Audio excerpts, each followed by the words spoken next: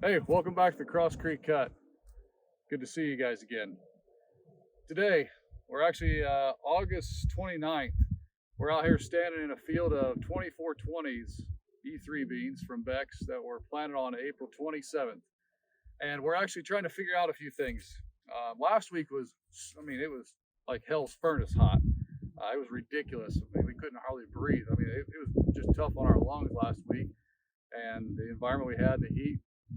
But we all endured during Technology Days there. And then followed up by this week, come Monday morning, it was 56 degrees. Really cool, heavy dews.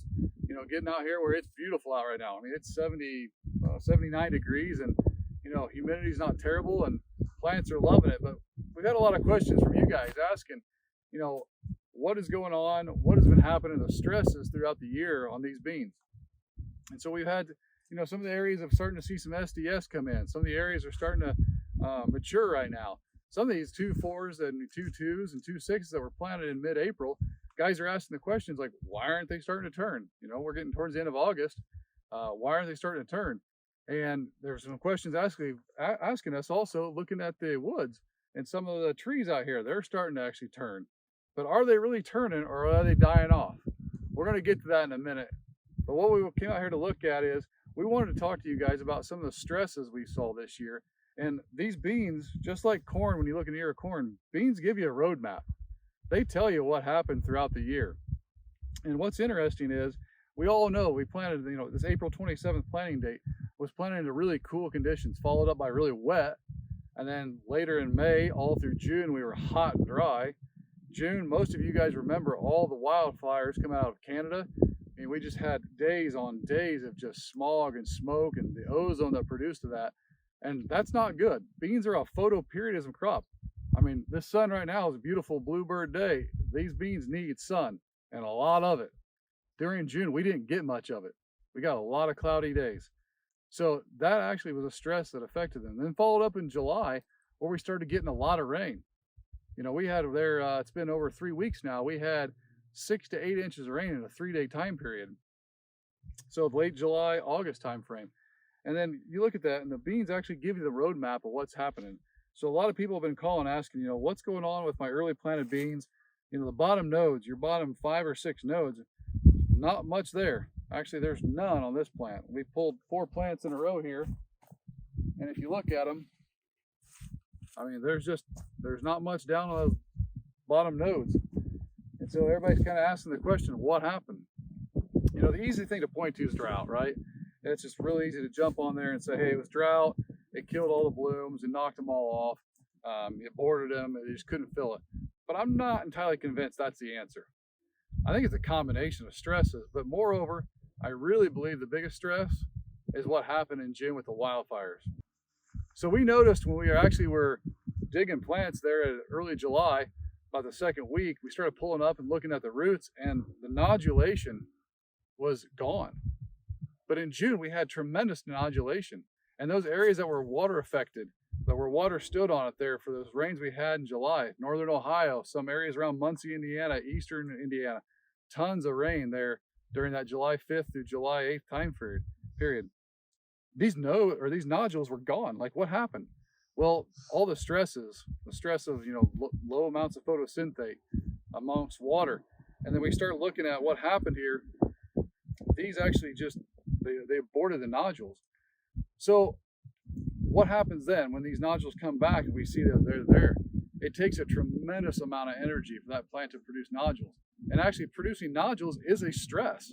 It is a stress on this plant. It takes a lot of energy. It's like you and I going and running a marathon. Okay? That's a stress on our body. We're going to have to refuel after that because we use so much energy. Well, just like that, they depleted their energy, and it takes fuel to regrow, put more nodulation on. So it takes nutrients, right? It takes water. And so what we've learned is there's some things called racemes. That's a really big term for actually what I used to call auxiliary buds.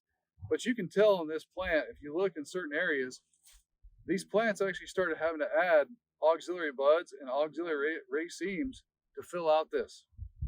So you can start seeing in some of these areas where you'll actually see in this picture, we'll show you what a raceme is. They actually had to fill out again because they'd lost the first and they moved to the second. In some places, they even moved to a third. we've got a plant right here that we can actually show you. There's 3 racemes on this one node. And it's about the 1, 2, 3, 4, 5, 6, 7, 8th node up. So it would have been full R1 into R2. And if you look right here, there's 1, 2. The first one didn't work. So it put a second one on. And they turned into actually a lateral branch. But you look right here, here's a third where it only put a 2-bean pod on. That plant was a tremendous amount of stress. But what's cool about this is with our foliar program and what we've added in our draft, our K-Blast, our Exceed Nano Brown Sugar, boron we're putting on, MN Rush, the manganese and sulfur we're adding, we're able to help. If you look there, that one right there, that first raceme, basically it lost what it was doing to be able to put on pods, and the second one regenerated, and look what happened. We turned into a, basically a lateral branch that started adding. So that shows me that basically during that time period, we were able to do some things around that early R2, late R1 stage when we were spraying to add energy to that plant that was already depleted of energy. So right now we're going to actually go over to our plot where we actually have anything from a 2.2 all the way to a 3.8 in our plot. We're going to look at that and see if there's any differences in the early maturity versus the later maturity, and seeing if we actually got some of those racemes, and then talk to you also about what happened with the wildfires and what things that it produces as stress that we all should be aware of in our bean crop and really pretty much any plant out there. So we'll be right back. Well, we're back. We're out here in the plot. It's amazing how time travel works, right? So what we want to discuss is the difference between a 2.5 bean and a 3.7 bean. So this year's going to be a big difference, in my opinion, what I'm seeing for the early planted, early maturing beans, which I'm holding 2550s right here, right now, which, granted, in this plot, we've got a lot of fertility. This plot has not seen anything bad. I mean, we've done everything we can to it to make it great. We've foliar fed it 4 times. It's got in-furrow with it. So obviously a lot of these varieties are gonna be really good out here. We're trying to figure out what the most genetic potential is we can push these beans. But with that even being said, you can look at what we were talking about in just a few minutes ago, that these early nodes down below, because this plant was actually in R1 reproductive phase early, it started to abort a lot of these nodes down below. I mean, you can kind of see right there where it started adding on the nodes, pollinating the pods. We got some racemes that were added. So they obviously aborted some racemes, and we added some because we had more nutrients to backfill it. But these 2.5s, even though they look really good, yep, we broke a lateral off there. We're just ripping people's arms off out here. I don't know. But it does look pretty good. But what's interesting, you move over here to the 3.7 and you take a look at them. So let's look at the 3.7. Now granted, they're dramatically a lot taller by a good foot, maybe a foot and a half, and that doesn't always mean yield. But look down here at the bottom. You can see we didn't abort all those. These lateral branches actually kept growing because they weren't fully in the reproductive R1 phase of these 3.7s. And I mean, look at, we got 3 and 4 bean pods, the clusters we're adding. The amount of nodes we have on the main stem are tremendously longer, as well as just the lateral branch in these 3779 Extend Flex. So am I out here trying to tell you you should raise 3.7s or later maturing beans? No, I'm not. Honestly, I don't believe that raising higher maturity beans is always the right answer. Much like I don't believe raising, 2.4s to 2.2s and your whole farm is the right answer. You got to do what's right for you in the window you want to harvest. But what I will say is spreading that risk out. We raise anywhere from a 2.4 all the way to a 3.6, with majority of it in being a 3.1, 3.2 to that 2.4 range, just to be able to spread our window out of harvest and capture the year we have, because we don't know what the weather is going to be. So in this year, we talked about that June time frame and all the wildfires and what they created. So why are we seeing that in the early maturity beans? Well, you saw in the pictures we showed you there of the woods or the trees today that we actually have so much of the yellowing going on and the early, what we consider maturing of the leaf. But what we're actually seeing, in my opinion, is not the maturing. We're seeing the stress that's been actually caused by these wildfires. And with the wildfire, you close off chlorophyll, right? You don't have sunlight, shuts down chlorophyll production. You just don't get that growth that we normally get, especially it's important during the reproductive phase. But what we get even worse than that is the ozone, guys. Now, for you that are hunters out there, like myself, we know what ozone can do. We put our clothes in ozone bags. We're ozone producing lockers. You have to apologize. We've got the highway behind us here with a lot of traffic and a lot of tomatoes going up and down the road on semi, so quite a bit of noise. Apologize. But getting back to the honey and the ozone, we have these ozone lockers that they produce ozone in there to kill off the bacteria that actually is what creates smell when we're out deer hunting, right? Or when you're out trying to hunt, you don't want to have any of that smell. It kills off that bacteria. It's an antiseptic type system where it kills it off. Well, wildfires and ozone that's produced from it, although it does produce high amounts of sulfur in the air and other things that may be a benefit, it shuts off sunlight, which is chlorophyll, plus it creates an antiseptic for these leaves. So when we look at what it does on what's called the phyllosphere of the leaf, that's a big term, I know, phyllosphere, right? So what is a phyllosphere? It's where all the bacteria resides. All of us, anybody has skin, any living biological organism has a phyllosphere on your skin, on the leaf.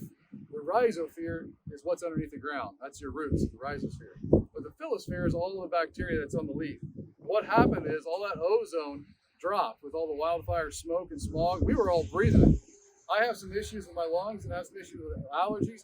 Those days of high smog and the high soot, it was tough to breathe. How do you think it was for these plants with the amount of ozone that was dropped? There was bacteria, good and bad, that it probably killed off and created an antiseptic type environment. Which is why I believe what we're seeing in the trees today and what we're seeing in the yellowing, we're going to show you some pictures here in a second. So some of the actual pictures that we have that are going to show these plants that were thriving, doing it really well. And in the midsection, you can see necrosis, where the leaf tissue died off. And then above that, it started turning yellow. Why is that? Well, it's because of the wildfires and what was created from them, the lack of photosynthate, the fact that there was some antiseptic type bacterial that it lost on the bacterial leaf. It's created some of those issues, which is interesting because everybody says, well, should we see more leaf disease out here than what we are seeing?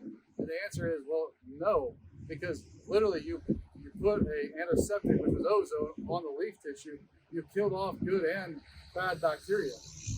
And that good bacteria is what helps convert nutrients in the plant. You need that bacteria, that good bacteria. You don't want the bad. You know, you want to get away from that. You want to get as much fungi and the bad bacteria away and keep the good at high levels, which is why we do a lot of things in our program that have certain bacteria, certain fungi that are beneficials that we're adding. Draft is a prime example of what we're trying to add there through the kelp extract.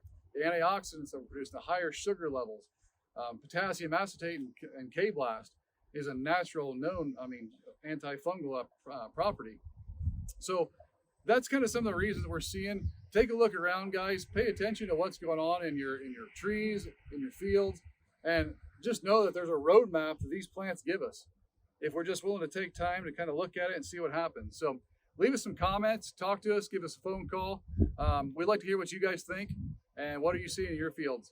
I expect, right now my expectation is that our early planted, early maturing fields, our early maturing soybean fields will probably be off a few bushels compared to our later maturing, just given the fact of what we had to deal with in the weather. So let's stay tuned, leave some comments, and let's see what your yield come up with and get out in those fields and take a look. Thanks, guys.